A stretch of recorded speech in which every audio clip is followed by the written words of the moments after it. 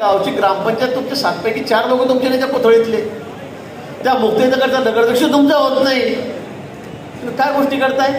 फक्त मी नाही केलं, हे धरण मी नाही केलं, तो रस्ता मी नाही केला, हे मी म्हटलं, हे झाड मी नाही लावलं. अरे मी नव्हे काय करायला? बोधवडले महिन्याभर प्याले पाणी भेटते आपल्याबद्दल, सगळं बोंब पडत नाही. आणि मी ना धरणं बांधले म्हणे इकडे, पण तिकडे का नाही गेलं? तिकडे का नाही गेलं? त्या बोधवडची अवस्था बघा काय. 12 मध्ये तू 12 वेळा पाणी जातं फक्त इथे.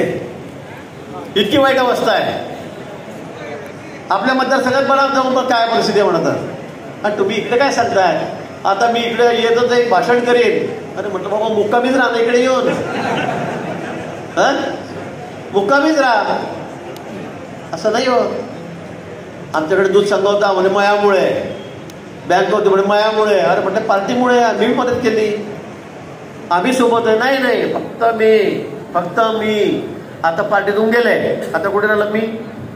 काही नाही. मंगेशदादा 40 गाव तिकडे मुक्ताईनगरला पाठवलं, आमच्या मधला वैदी पडून गेल्या लागेल. 40 मतातच पडल्या, काही नाही राहिलं. बँकेमध्ये काहीच नाही.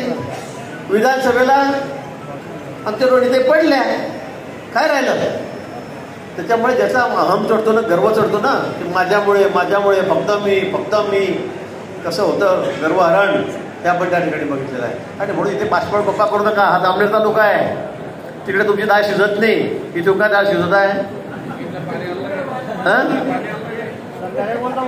इकडचं पाणीच वेगळं आहे.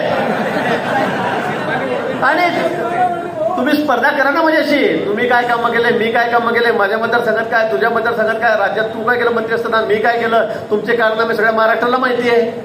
जेलमध्ये जावं लागलं. बिचारा विनाकारण त्यांचा जावंही 2 वर्ष 2.5 वर्ष जेलमध्ये जाऊन बसला. काय काय केलं आपण? आमचं काय सांगताय? आमच्या रोडला काहीच नाही आहे. पण त्या फरदापूरला काय झालं, तिकडे काय झालं?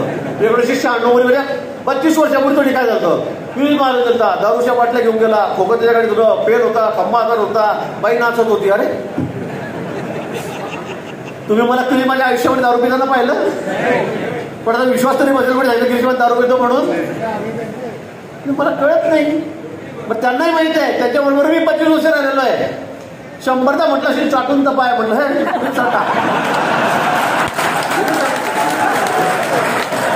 तुम्हीच चाटा म्हटलं.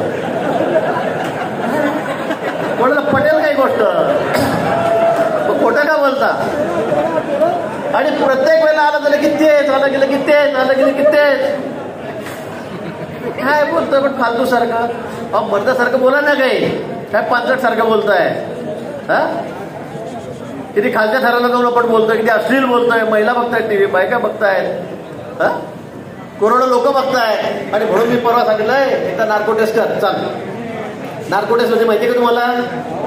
ते इंजेक्शन निघून टाकलं त्याला की 5 मिनिटं माणूस जे खरं तेच बोलतो, खोटं बोलणारच नाही. आणि पण त्याला इंजेक्शन द्या आणि त्याला विचारा फरदापूरचं खरं आहे का खोटं आहे, विचारा बरं. त्याला म्हटलं तर खोटं बोलणारच नाही माणूस. म्हटलं मला बी द्या, मला बी विचारला फरदापूरचं काय झालं म्हणून, मला बी विचारा. त्याला नका विचारू, मला बी विचारा. ऐका तयार? माझ्याकडे सीडी, माझ्याकडे याला विचारा सीडी याकडे कोणती म्हणून. चल माझ्या मोबाईलमध्ये होती म्हणजे गायब झाली. म्हणजे गायब झाली? अरे म्हटलं बाबा तू याद होतं ते असेल देवरा ठेवला अगरबत्ती रोज पूजा करता घट्टी आलो झालो. काय बोलतोय आपण, काय करतोय? आपलं वय काय, आपली सोय काय?